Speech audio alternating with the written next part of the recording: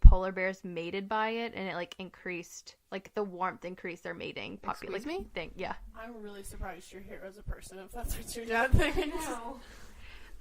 He didn't rub up against a pipeline. Well, maybe, but Your mom did? Question mark? And there is a reason Holly is with Leonard. Greener pastures, better pipelines. he also told me that it was okay that he smoked because he played tennis. Like, I would come home after those like health classes being like, Dad, stop smoking, you're gonna Excuse die. Excuse Yeah, me? yeah, and Cardio does not replace your lung capacity. yeah, he told me it was okay because he played I'm surprised, tennis. like, he didn't stroke out during playing tennis. Like, exerts it. Like, And the good thing is this podcast is going to already be too liberal for him to listen to, so he's not going to. He'll definitely probably listen to the first one and then make his decision, and we will not see Joey again for a hot minute. I don't think he'll make it past the Mary Kate and Ashley chatter, honestly. Fair point, fair point. These kids and their damn conversations they record on the internet. Oh my god, yes. I think the other thing that I really wanted to point out of this, I think, is inequality as a concern for millennials. That was rated number 3, because I think that is something especially women are taking on currently in the workplace, because we're becoming the majority in the workforce. Hashtag futures female. Yes, ma'am. I didn't read it up as my article, but I was reading, I think it was a Business Insider article that said that millennials are actually, and this was a very current article, it was like from the last 2 weeks or so, that millennials are actually paid higher for their age than the baby boomers were when they were our age, because more women are in the workforce, they're working longer, and they're getting paid more than women did then. But I'm curious, like, if that's the fact, but the cost of living still must be higher. Yeah, I'll do some retroactive homework and bring that back as like an article next week and just say like, this is the article I mentioned and here's the details. Yeah, I'm curious how that, because that's really interesting, and if you apply inflation and cost of living to that, I'm curious what it equals out to. I actually read something the other day, this is related, that Benedict Cumberbatch won't accept a role if, like, his female counterpart isn't paid equally. That's awesome. Benedict Cumberbatch, friend of the pod. Like, I thought that was nice. Oh, God. No, I agree. I think that's great. Can I have a t-shirt made that says Cumberbatch? Like, that's what his fans are called. I didn't know that. Yeah. Look at you. Look at you. I think You're so informed. you are. Educating us. Hashtag stay informed. It's that pop culture. But anyway, I didn't mean Oh for my that to gosh. turn into, like, a thing, but it was related, so. No, I think you're right. I would think there's one more one to pull from. Either government accountability / transparency / corruption, or also safety, security, well-being, which I feel like currently is going hand in hand right now, in America. But I think corruption, transparency, accountability in the government right now is probably a pretty big thing. And every single morning I read my What a Day newsletter from Crooked Media, and I'm like, Lacey, I was reading to her today about the shutdown and like all the bullshit that's coming from that, and like TSA workers like aren't at work. Like, people that monitor who gets, on our airlines, on our flights, you know. They're not at work because they're not being paid, and they don't have childcare. So they don't have anyone watching their kids, so they're not calling out of work. And, I mean, they can't afford to transport sometimes. I mean, they don't have transportation funds sometimes, but childcare is an actual expense that's sometimes ridiculous as a cost. And, yeah, so you can imagine some things are falling through the cracks there. Absolutely. Like, which is scary. And literally falling through the cracks and making our airways less safe. Yeah, and that was what they were saying. They were like, so flights aren't gonna be, could be not safe. So, anyways, I was just having like a little mini meltdown while I was reading that this morning, so that was fun. Mm-hmm. We're in our national parks too. Yeah, national parks. IRS. We talked about how national parks are scary AF. Yeah, it's a real life haunted house right now. 3 people in 3 weeks. And now they're not being monitored by rangers or workers. So. Yeah, sanitation. Like health inspections aren't happening right now. Like mandatory health inspections. Refunds are probably going to be delayed. Like tax refunds aren't going to be delayed. And I'm sure it runs over into postal, U.S. postal workers. Yeah, I guess they're things being like that. I have a question, because the children don't know. And by the children, I mean me. So when a shutdown happens, do we think it affects the statewide level too? Because I was at... federal. Is it just federal? I was going to say, Okay. I cannot speak on that. So. It's federal, I believe. Yeah, I don't know. I believe it's just federal employees. They get furloughed without pay, and then the ones that are essential, I believe.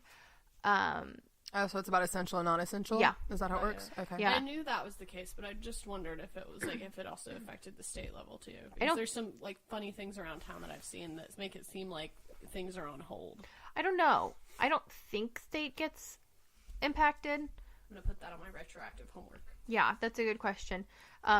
Eventually, people I feel like will just come for us on these things. It's just gonna become burden. Currently, it's just us, but I know it's federal for sure. It's the federal government that's shut down. It's all the partial shutdown. But I don't know if state. That's a good point, because that definitely would be an even bigger impact. I probably would know if I researched more, but I just thought with all of our collective brains, maybe you guys knew. But I haven't seen anything statewide. I'll do retroactive homework and we'll make sure. Did anybody have any other comments on my article? What I talked about? I thought that was a good one. You mentioned one about like money and like living expenses and food expenses, right? Wasn't there Like safety, security kind of thing? sort of? Wasn't it about like being able to afford food and water or something? No, I was talking about TSA agents. No, but there was another subheading on there, right? I think that was when we were talking about Inequality. the baby boomers being paid less than us when they were our age, and talking about inflation. And I talked about inequality with income and discrimination. I swear I thought you said something when you were reading through your topics. I don't think so. Okay, never mind. I was just gonna say how, like, I'm really proud of Augusta because they're turning the old mills, like Sibley Mill and Kings Mill, into a housing for, like, affordable housing for millennials. And they're gonna build in, like, local coffee shops and local breweries and things of the sort. From my previous experience in economic development, millennial housing is what they like to call it. However, it is not at a millennial price. Like where I work, they called it millennial housing. And a lot of cities do this. A lot of different, they'll literally call it millennial housing. Millennials can't afford it. No, it's like $1,000 a month. Oh, probably more. Yeah. I would think much more. Because, and here's the thing that's interesting about it, the baby boomers are the ones purchasing it because they have the funds and they want the same lifestyle. Of It's course. just the two of them. It's just like a couple. And they want walkability, they want entertainment, and they can afford it. Yeah. But they call it millennial housing because it's what we want. We just can't afford it. I think we should segue into my article after that because I have a dope ass article that talks Go for it. specifically about that. Or, I mean, millennials will buy into it, but they'll just put themselves into crippling debt. Which is You know, great. Which they probably have already, accumulated, but... Which, when I lived in Young Harris and was going there for college, most of the apartments in Young Harris that were actually very nice, which are considered your Section 8 housing, where in Augusta or somewhere, that would typically be in, like, I guess you would call, like, the slums of Augusta. Like, it's not very safe to live there, a lot of crime rate, whatever. But, like, in different places when I was in Young Harris, that was where, like, well-off people lived. It was just that they were millennials or they weren't living off their parents' money anymore. They were living off of, like, their own, what they made. It was so nice. And I just wish that we could have that here as well. True. Affordable millennial housing. Okay, so we wrapped our last recording, and probably 45 minutes after we wrapped, I found an article from a website that calls itself Boing Boing. This article was published, today's the 7th, this was published 2 days ago. And I'm going to chastise Boing Boing for a second because they didn't actually have a published date on their article. I found this information Really? on its address bar, its URL, because the way they sorted their content was Boing Boing, I think it's boingboing.com/2019/01/5, so you can make your own assumptions from there. Anyway, With that being said... with that said, let me pull up the title because the title was clutch. It was great. Am I going to be find it quickly. Oh, okay, there it is. So the title of this article was "Millennials will be able to buy homes soon thanks to boomer senescence and mortality." Senescence? So in other words, they're dying off, so we're buying up all their homes? Yes. That's Oh, the TLDR okay. for this article. Okay. I think it's I don't know. It's like what? Can we do a Google on that? Real quick? Yeah, I was literally just getting Spell ready it. to Google. SENENCE. Yeah. Senescence. No, it told me I used the word sentence. Spell it, please. SENESCENCE. SENESCE. A process of deterioration with age. Yep, that's definitely what I was gonna write. It is. That's what Google says. I just can't spell. How do we pronounce it though? Do we know? Senes. Hold on, wait. Senes. Okay, super. That is a great word. Anyway, so this article, senes. Oh, that's such a good word. All right. So the article says, as baby boomers die, and this is kind of a direct quote, a partial direct quote. As boomers die, downsize, or enter retirement, homes will get dumped into the market. And then direct quote, prices will crash, finally making homes affordable for millennials. Mic drop. Well, that's literally what's happening with our neighborhood right now. This neighborhood was built in the 60s, I believe, and so it was all brand new families at the time. And now it was people who were new families or who were, probably empty nesters at the time. And so they're dying or they're probably, I would guess, Moving into like assisted living, yeah, they're memory being care. moved. Yeah, It's the same with the neighborhood I grew up in when we moved there. And I think we moved there in 98. It was a bunch of older people, like 40s, 50s, 60s. Kids were like getting grown or like out of the house. And now all of those houses are open. yeah. So. And that's the thing that's happening here is, the family in front of us and the family to the right of us have been here basically for 30 plus years. But the lady to the left of us recently passed away, so her son's there now. And down the street, it's become renters because I think maybe they passed away. I'm not sure about that.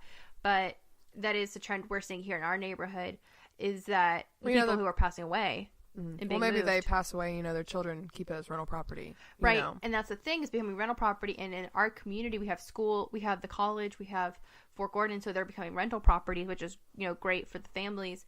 But as us, as a young, becoming a young family, we want something different. And so it's what this once was is no longer. And so we're looking for another location eventually to have because even though you're in a great location as it is, you're central to everything. That's the part that stinks. Yeah. Well, and another thing that I think is ridiculous about it is it's cheaper to rent a house now than it is to rent an apartment. Actually, it's cheaper to buy a house. That's why John bought this house. It's crazy. Yeah. I think basically what John pays in our mortgage, not including utilities, so just our mortgage is barely a little less than what Jamie and I paid for rent in our house downtown Augusta. I could see it. Yeah. All right, quick wrap up details. Sorry, we just went off on yours. No, it's totally good. It's good. I just want to wrap this. So British baby boomers will actually hang out a little bit longer. I want to say that this article said that they'll stick around for 7/10 of a year, 7/10 of a percent longer than. So 70%. Yeah, no, not 70%. Oh, no, I read the wrong percentage.